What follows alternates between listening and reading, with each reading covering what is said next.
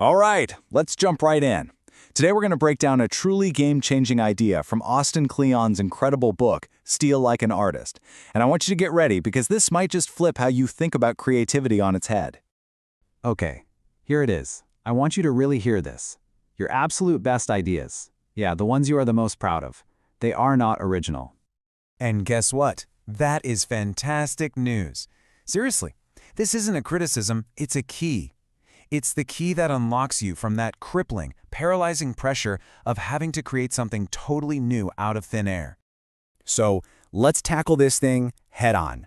First up, we're going to bust the originality myth. We're going to see exactly why chasing this idea of being original is actually a trap that holds so many of us back. The reason this concept is so freeing is that it gives you permission to relax. Kleon makes the point that nothing comes from nowhere. All creative work, a song, a painting, a new business, a scientific discovery, it all builds on what came before it. The second you accept that, you can stop trying to make something from nothing and start having fun with your influences. The writer André Gide just nailed this idea.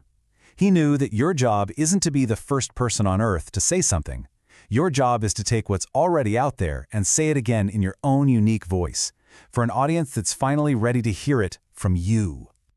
Okay, so this brings us to the absolute core idea of this whole explainer, your genealogy of ideas. Because you, my friend, are a remix. Think about it just like your own family tree. You have a mother and a father, you're a mashup of them and all their parents and so on. You might have their eyes or their laugh, but you are a totally new combination, right? Well, it is the exact same thing with ideas. Your creative DNA is just a big old remix of your influences, your heroes, the books you've read, the music you love. You are a unique combination of everything you've let into your life.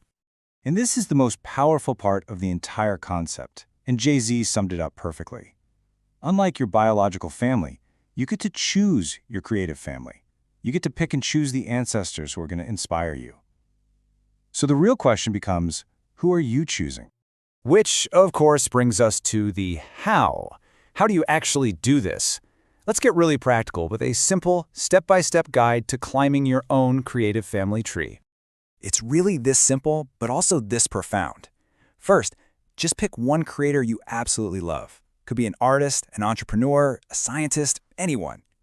Second, you study everything about them. Not just their work, but what they loved. Third, you find out who their heroes were. And fourth, you go study them. You just keep repeating the process, climbing up the branches of influence as far as you can go. And why is this so powerful? Well, for starters, your heroes become what Kleon calls friendly ghosts. It's like they're in the room with you, pushing you to do better. And hey, you can apprentice yourself to anyone in history. They can't say no. But maybe most importantly, you stop feeling so alone. You realize you're part of a long, amazing tradition. Okay, we have to make a really important distinction here, because when we say steal, we're talking about stealing with honor. Let's break down the huge difference between good theft and bad theft. This really lays it all out. See, good theft honors and studies its sources. It steals from many places at once. It gives credit, it transforms and remixes ideas into something new. Bad theft? That's just lazy. It skims the surface, steals from just one person, and imitates them. We are not talking about imitation, we are talking about transformation. And just to be totally clear, when we talk about copying here, we mean it as a form of practice. It's about reverse engineering. It's like a mechanic taking an engine apart just to see how it works. You're not trying to pass that engine off as your own, you're just trying to understand it so you can build your own, even better one. Okay, so all of this leads to the big payoff. The million-dollar question. How do you find your unique voice in all this remixing? Well, the answer lies in something truly beautiful. Failure. So let's make this totally personal. After studying all these heroes, after climbing the branches of this incredible tree, where do you actually fit into the picture? The answer is found right here, in the gaps, in the imperfections. See, the human hand is basically incapable of making a perfect copy. That little bit you get wrong, that place where you can't quite match your hero, that's not failure, that's you. That's your own voice, your own style starting to emerge. Conan O'Brien just says it perfectly here. Our uniqueness isn't something we can aim for directly. It's the amazing, inevitable result of trying our best to be just like our heroes. and failing. Thank goodness for that failure, right? Let's look at this in action. Take this comedian's family tree. Jack Benny was the ideal. Johnny Carson tried to be him, but in falling short, he became the legendary Johnny Carson. Then David Letterman tried to be Carson, and in his own failure, became Letterman. And then Conan tried to be Letterman, and could only wonderfully become Conan. You see the pattern? Each one found their voice in the attempt. And if you need one last piece of inspiration, just take it from the great Kobe Bryant. He was open about it. He said he stole his moves from all the great players that came before him.